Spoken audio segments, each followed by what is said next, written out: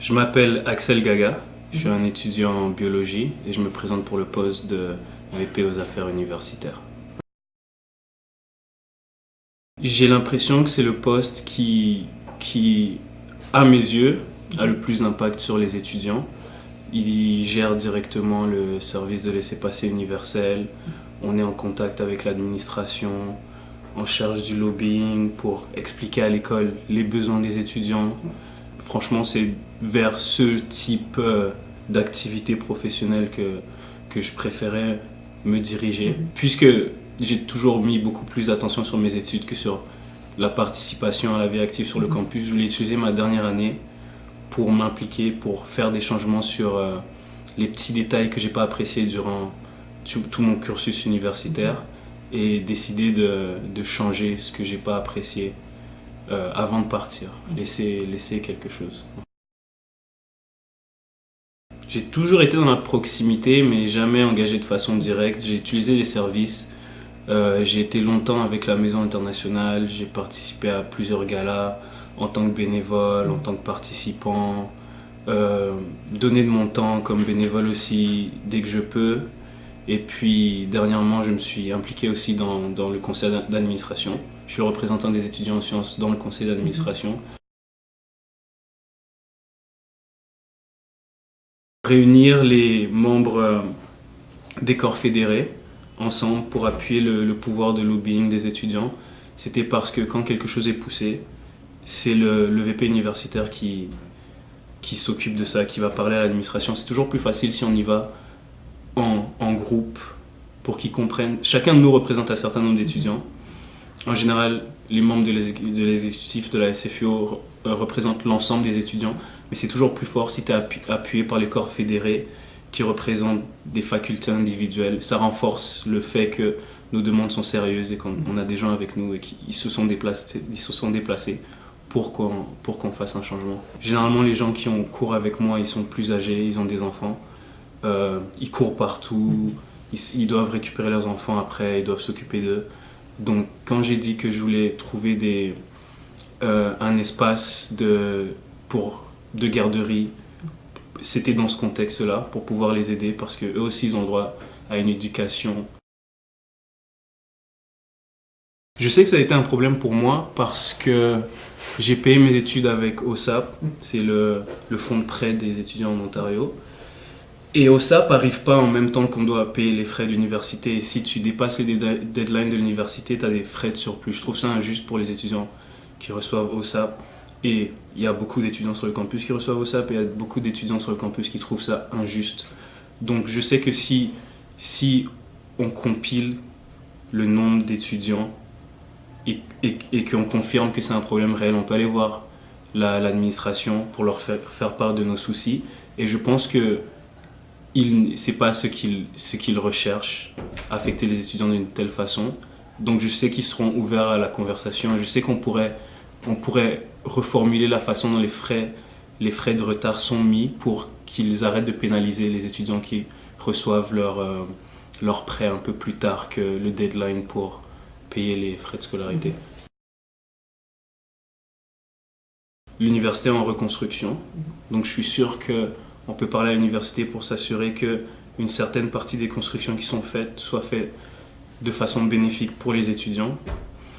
Donc les places de parking gratuites, ça peut être... On peut commencer la fondation d'un projet qui pourrait voir où est-ce qu'on pourrait avoir des places de parking gratuites ou moins chères pour les étudiants, parce que c'est un peu ridicule qu'on doive se garer plus loin dans Sandy Hill, marcher 10 minutes de plus dans le froid, aller à nos cours qu'on a payés, ou payer pour un parking pour aller aux cours que l'on paye aussi. C'est pas quelque chose qui se passe en 1 an, c'est pas quelque chose qui se passe en 2 ans, mais c'est quelque chose de faisable si on s'assure que c'est dans la continuité des futurs VP universitaires aussi. Mais il n'y a pas de raison qu'on ne commence pas la fondation de ce projet. Je sais que les heures d'opération des immeubles sont gérées avec le service de protection et ça a un coût, mais on ne connaît pas ce coût. On ne sait pas combien ça coûterait de garder les immeubles, des immeubles comme des marais, sites ou bien la bibliothèque ouverte plus longtemps. Je suis sûr que si on a ces informations, si on s'assure de savoir quels sont les moments clés où les étudiants ont besoin de plus de temps d'études, si on commence un projet pour comprendre tout ce qui entoure ces questions, on sera capable de faire une proposition qui fera en sorte que l'université ne va pas dépenser beaucoup d'argent et nous, on aura un peu plus de temps pour pouvoir étudier sur le campus aussi, parce que quand tu as des immeubles qui ferment à 11h, qui ferment à 10h, j'ai souvent passé des nuits entières à l'université à réviser pour un examen. Je me rappelle que dans l'immeuble de biosciences, on me chassait de l'immeuble à 10h. Il fallait que je marche autour du campus pour trouver un endroit où étudier. J'habite à 45 minutes du campus, donc rentrer chez moi, je perds 45 minutes de bus. En plus, arriver chez moi, il y a mon lit, il y a mon frigo. Je suis un peu moins intéressé d'étudier. Donc je pense que c'est un problème réel et qu'on serait capable de le régler. Okay. Les problèmes que les étudiants en ce moment vont vivre, je les ai vécus. Ils en vivront sûrement des nouveaux parce que la situation change, mais la plupart du temps, les problèmes, c'est les mêmes problèmes dans la continuité. Je n'ai pas vu de changement par rapport à ma situation. C'est pour ça que je vais apporter un changement. Ce que les étudiants ont vécu, vont vivre, je l'ai vécu. Je veux le changer pour que, quand mon petit frère va venir à l'école, quand mes petits cousins ou les petits cousins de ceux qui sont là, ou même ceux qui sont là, vont les vivre, il y a une solution rapide qui ne perde pas beaucoup de temps et qui soient capables de concentrer leur temps sur leurs études, sur leurs notes, et qui puissent avoir un peu plus de temps aussi pour profiter de tout ce qui se passe sur le campus. Il y a plein de merveilleux projets, d'événements, et c'est un peu dommage qu'il y ait des gens qui n'aient pas envie d'en profiter parce qu'ils savent qu'ils ont un projet à remettre, qu'ils ont un examen à remettre, ils savent qu'ils ne pourront pas rester toute la nuit pour étudier, ils savent qu'ils n'ont pas ce petit 30 minutes pour pouvoir profiter de ce qui se passe ici. Et je pense que ça nuit à la vie active des étudiants sur le campus. Donc je veux résoudre ça avant de partir, parce qu'une fois que je suis parti, c'est plus mes problèmes. Mais ce serait dommage de dire que c'est le problème de quelqu'un d'autre alors que je pourrais faire quelque chose là-dessus en ce moment. Si j'avais pas connu des gens qui étaient impliqués, j'aurais pas voulu m'impliquer. Ça veut dire que j'ai l'impression qu'en ce moment, c'est un mouvement de les étudiants vers la SFEO, pardon, et pas de la FEO vers les étudiants. Ils ont une équipe de promotion en ce moment pour les élections. Je trouve ça curieux qu'ils n'aient pas une équipe de promotion toute l'année pour tout ce qui se passe. Ce serait probablement utile. Après, les étudiants, ils font leur choix. Mais si on ne leur informe pas de ce qui se passe, si on n'essaie pas de les chercher activement, si on n'essaie pas de remplir la base de données de volontaires, ben c'est normal qu'à la fin de la journée, il n'y ait pas beaucoup de gens qui sont impliqués. Et même s'il y a 10% de gens qui viennent à ce qui se passe là-bas, c'est toujours mieux d'avoir 10% de 30 000 étudiants que tu allais chercher que 10% de 1000 étudiants qui sont tombés sur toi par hasard. Dans une ville où la majorité des gens sont anglophones, le mouvement se fait du français à l'anglais, pas de l'anglais au français. Donc j'ai remarqué beaucoup de choses qui m'ont un peu déplu. C'est difficile pour nous d'avoir des services, c'est difficile pour nous d'avoir quelqu'un qui va nous répondre naturellement dans notre langue. Ce qui fait qu'on est plus porté à parler en anglais quand on commence nos conversations. On est toujours surpris, on est toujours agréablement surpris de tomber sur quelqu'un qui parle français, ça nous rend toujours heureux, c'est pas normal. On dirait que tu es nostalgique de ta langue, de ta propre langue chez toi. C'est un peu bizarre. Des événements francophones, une semaine francophone, des dîners, des rencontres, des soirées, essayer de pousser pour le bilinguisme, c'est des trucs qui sont naturels pour moi. C'est même pas quelque chose qui sera difficile, c'est des trucs que je veux parce que je sais que ça m'a pénalisé pendant ma vie d'étudiant et je sais que personnellement j'ai des membres de ma famille qui viennent récemment de déménager à Ottawa, ils parlent pas anglais, donc j'ai pas envie qu'ils vivent un peu ce que j'ai vécu à l'université. C'est autour des 30 000 $ à peu près. Je suis quelqu'un d'intègre et aussi de loyal. Et je pense que les étudiants ont besoin d'un représentant qui sera loyal envers eux. Ils passent en premier et je serai l'exécutif qui va les faire passer en premier. Moi, je suis pour une FEO de proximité.